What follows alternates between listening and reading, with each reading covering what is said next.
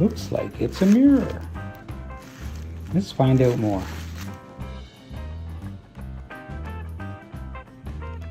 Okay guys, so now we're having a good look inside. And this is from Ted Theodore and a company called Simply 7. Nicely packaged, beautiful catering, and look what came with it. A beautifully computer printed key fob.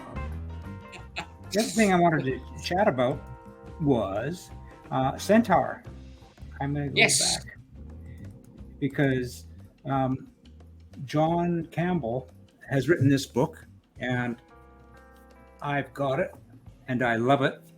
What I like about it is it's not only nuts and bolts, it's really a historical perspective, and it tells some wonderful stories of individual owners. And I would ask anybody who's really interested in knowing some Australian clubmen and racing history to look it up. The other thing that I wanted to mention is I've been chatting with the owner of Nota, Chris Buckingham, and I'm hopeful that he'll join us in a stream, either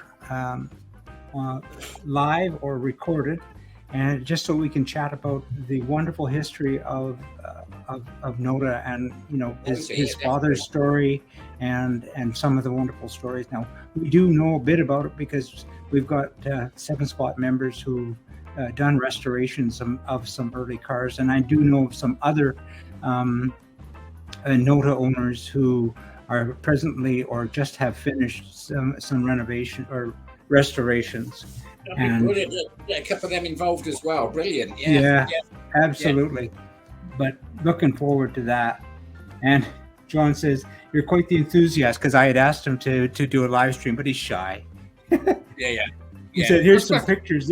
Here's some pictures. And this is his earliest one, what he had written on. This was my Mark IIIA in its lightest presentation on very wide Firestones. It ran a very mild 1500cc Cortina motor. It was fastest in this layout, but I was to sell it within a few months of this photo to get married. An excellent decision. I like that. Well, look at that. Isn't that the coolest thing? Absolutely. Is that like a wing on the top as well, isn't it? Yeah. And he's got some other stories of some of the other owners and some of the manufacturing techniques. And so cool. Centaur. And excellent. I put a last page on there so that if anybody's interested in purchasing it, there's still time before Christmas. It's 125 Australian dollars plus $10 within Australia. I received mine and it came promptly and quickly. And if you want to get it, you just go to inside line at bigpond.com. So there you go. Yeah, cool.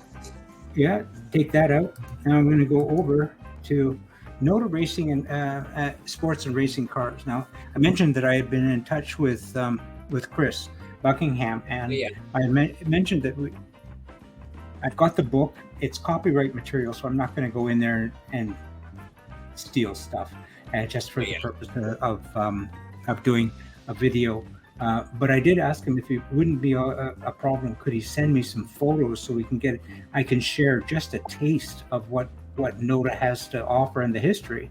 And so he sent me some pictures. Of course, there's Chris right there. Yeah. Sharp looking dude. Absolutely, with his jacket on. Yeah. Nice car. I did see it. Yeah. Like a Formula 1 or Formula Ford. Yeah, well, it's our F3's initial build in 1969.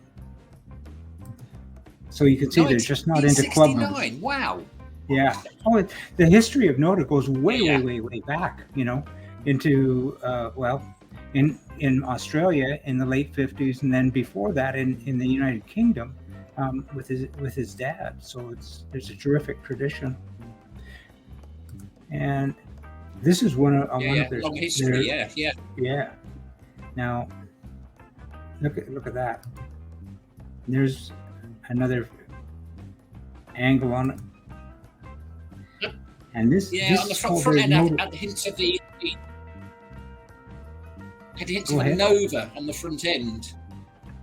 Had hint the bodywork on the front had hints of a Nova, a car in the UK, with a lift. Oh, is that right? Yeah, I really couldn't comment on that. All I know is this is basically the Nota Chimera, which is being presently restored. Yeah. And this is Chris's baby right here. This is his. I think it's called the F1, and rear engines. It is. I guess you could call it mid-engine or rear engine, but it's over the back. Originally with a mini engine, and originally, and I don't know if I'm gonna have to get all this sorted out. I don't know about the suspension on it.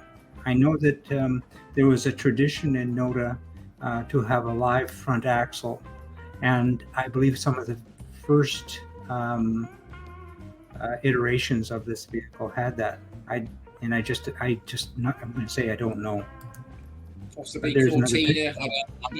Cortina, maybe. I'm just guessing. I don't know. Yeah. Yeah. And there it is. Now, apparently, the F1s were first released in Liverpool, so there were Liverpool shops in England. Unless this is the Liverpool shop in Australia, I'm gonna beg ignorance because I just don't know. So yeah. We'll find out though. Yeah. And it's a bit more promotional material, telling about where they're located, and this is their Marauder, which is kind of a vehicle for it's a cruiser, obviously. But this is another vehicle that they produce. Hints of Ferrari Daytona almost, the shape of that from the side. Yeah, absolutely. But it just shows the scope of what they're doing. They're not just building Clubmans. They're into everything.